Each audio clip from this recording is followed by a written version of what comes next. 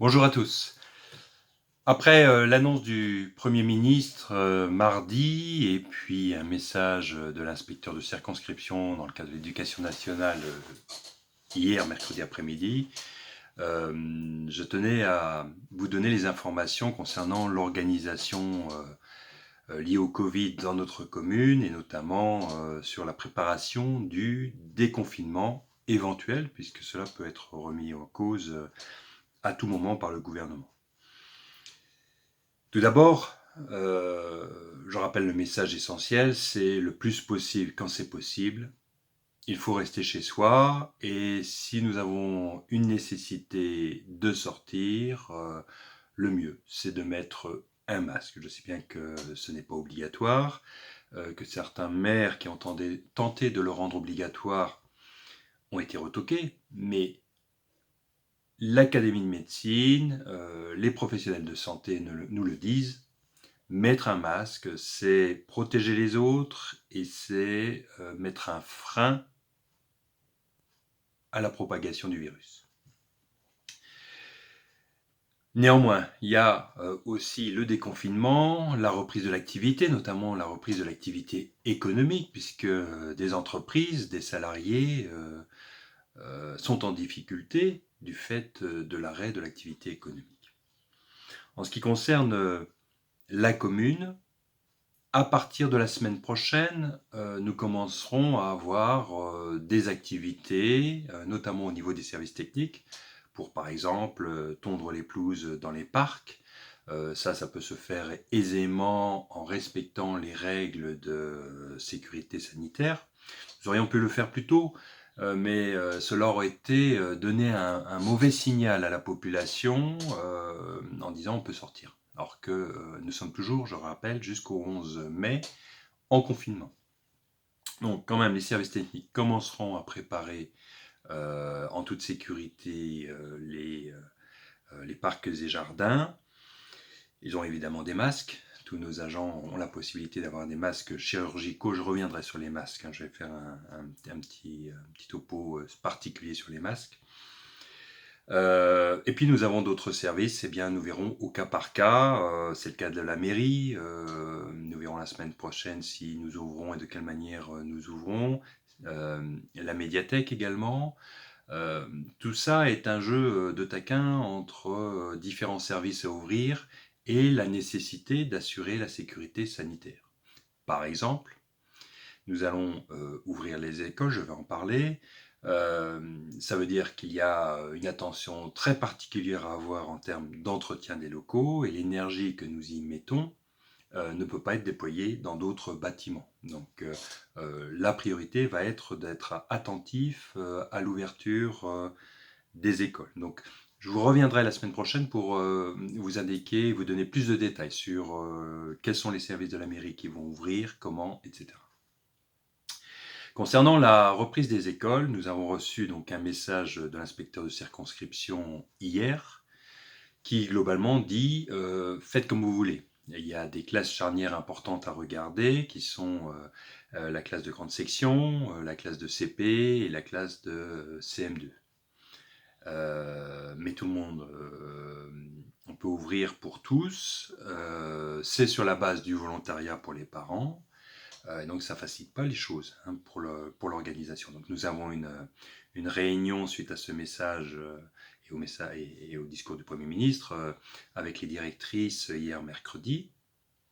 Nous avons commencé à tracer les modes d'organisation, tant du point de vue pédagogique et organisationnel, surtout pour l'éducation nationale, donc pour nos 4 directrices d'école, et en termes évidemment organisationnels et d'accompagnement pour la commune.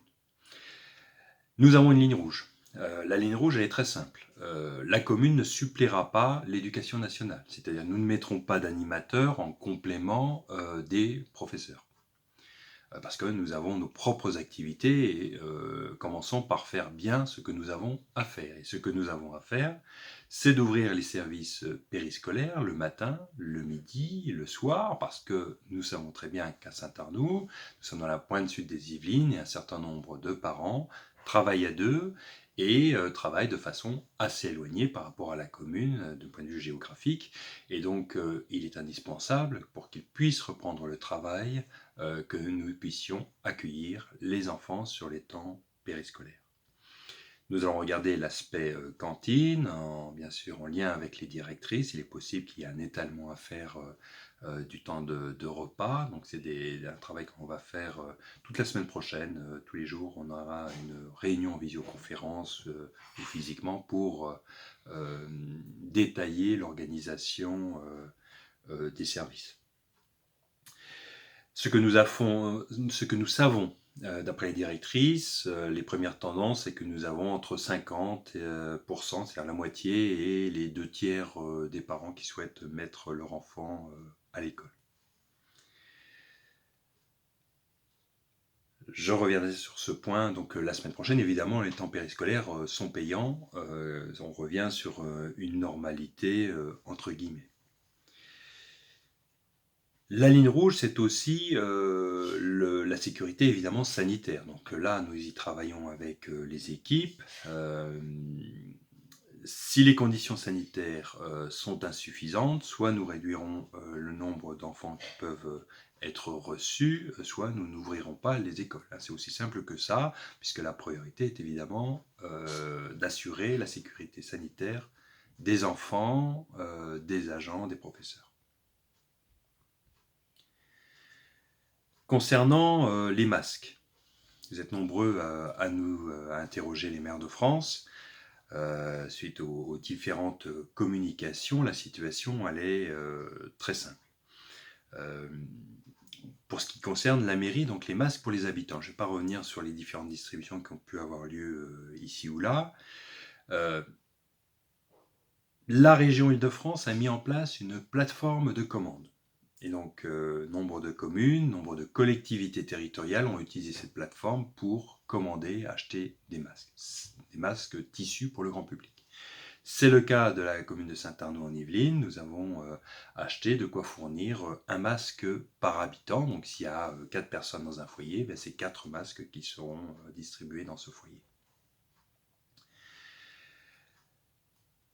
La livraison de ces masques est prévue pour la semaine du 18 mai, c'est-à-dire après le début du déconfinement. Évidemment, tout le monde commande des masques en même temps, et donc à chacun ses délais. Nous avons commandé des masques qui permettent de tenir 50 lavages. Donc, il y a aussi les caractéristiques des masques qu'il faut regarder. Évidemment, nous les avons commandés en nombre correspondant à la taille de notre commune. J'ai été contacté par le département qui souhaite fournir 2 masques par habitant. J'ignore le nombre de lavages et nous sommes toujours en attente des modalités techniques et de livraison. Donc je n'ai pas de date. L'idée du président du département, c'était de les fournir avant le 11 mai, mais je ne suis pas sûr qu'il puisse se faire pour toutes les communes du département. En tout cas, c'est en discussion, j'attends plus de détails. Donc on aurait au total, toujours au conditionnel, les masques Arnofien évidemment seront là, nous aurons 3 masques par habitant en tissu.